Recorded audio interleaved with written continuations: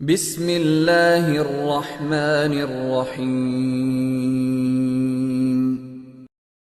الحمدللہ وحدہ لا شریک لہ والصلاۃ والسلام علی من لا نبی بعد۔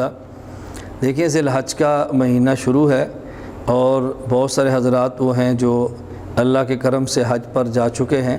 اللہ رب العزت ان کا بیت اللہ کا حج کرنا قبول فرمائے اور ان کی برکت سے اللہ رب العزت پوری امت کے گناہوں کو معاف فرما دے۔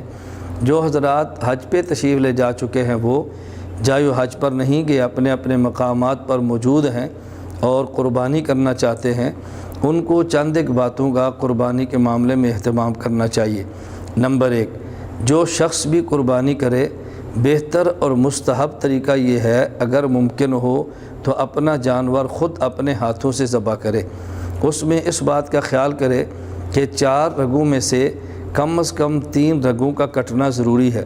اگر یہ 3 رگیں نہ کٹی تو اس کی قربانی ہرگز ادا نہیں ہوگی، اور اگر 3 رگیں کٹ گئیں تو قربانی ادا ہو جائے گی۔ ایک تو اس کا اہتمام کریں کہ قربانی اپنے ہاتھ سے ذبح کریں۔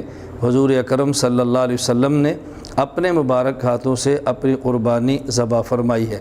نمبر 2، جو شخص قربانی دے وہ اس بات کا بھی اہتمام کرے کہ جس طرح اپنے قربانی کے گوشت میں سے خود گوشت کھاتا ہے، مستحب اور بہتر طریقہ یہ ہے اس کو 3 حصوں میں تقسیم کر لے۔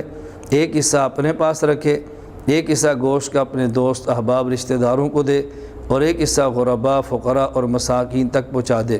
لیکن اگر خود شخص صاحب عیال ہے، خاندان اس کا بڑا ہے اور اس کو اپنے گھر میں گوشت کی ضرورت ہے تو اپنے گھر میں اپنے بچوں کو اور گھر والوں کو اور اعزاء اقرباء کو دینا، یہ مساکین اور فقراء کو بھی دینے سے افضل ہے۔ سب سے پہلے حق اپنے بچوں کا، اپنی اولاد کا، اپنے رشتہ داروں کا ہے، اور اس کے بعد حق دوسرے احباب کا ہے۔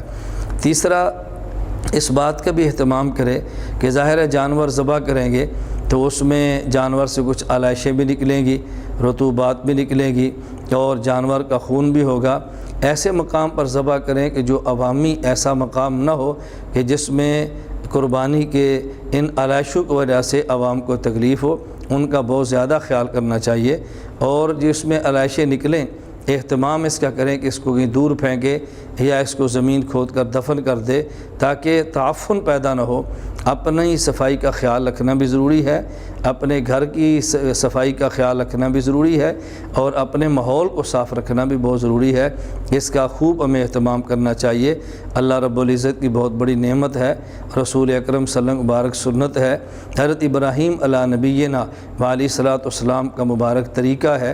اس لیے ہمیں قربانی بڑے شوق سے کرنی چاہیے، اور بطور خاص اس بات کا اہتمام کریں کہ قربانی کرتے وقت یا خریدتے وقت یہ نہ سمجھے کہ میرے ذمے فریضہ ہے جس کو میں نے ادا کرنا ہے اور بوجھ سمجھ کر مت اتاریں، بلکہ اچھے سے اچھا جانور خریدیں، جانور کی صفائی کا خیال کریں اور محبت کے ساتھ اس جانور کو اپنے پاس رکھیں، اور اللہ کے راستے میں پیار اور محبت کے ساتھ اس جانور کو پالنا اور اس کو رکھنا کہ جس کو میں نے ذبح کرنا ہے، اس کے فضائل بھی آئے ہیں اور شریعت میں مطلوب اور مندوب بھی ہے کہ آدمی اس کا اہتمام کرے۔ تو جس قربانی کے جانور کو ذبح کرتے ہیں اس کی صفائی کا بھی خیال کریں، جہاں ذبح کیا اس جگہ کا بھی خیال کریں، اور گوشت اپنے بچوں، غریبوں، یتیموں اور رشتہ داروں تک پہنچانے کا اہتمام کریں۔ اور پھر سب سے اہم یہ ہے کہ قربانی خالص اللہ کی رضا کے لیے کریں۔ عموماً ایسے موقع پر شیطان پوری محنت کرتا ہے کہ انسان کے اندر سے اخلاص نکال کے ریا داخل کرے۔ اللہ ہم سب کو ریا سے محفوظ فرمائے اور اخلاص کے ساتھ قربانی کرنے کی توفیق عطا فرمائے۔ وآخر دعوانا ان الحمد للہ رب العالمین۔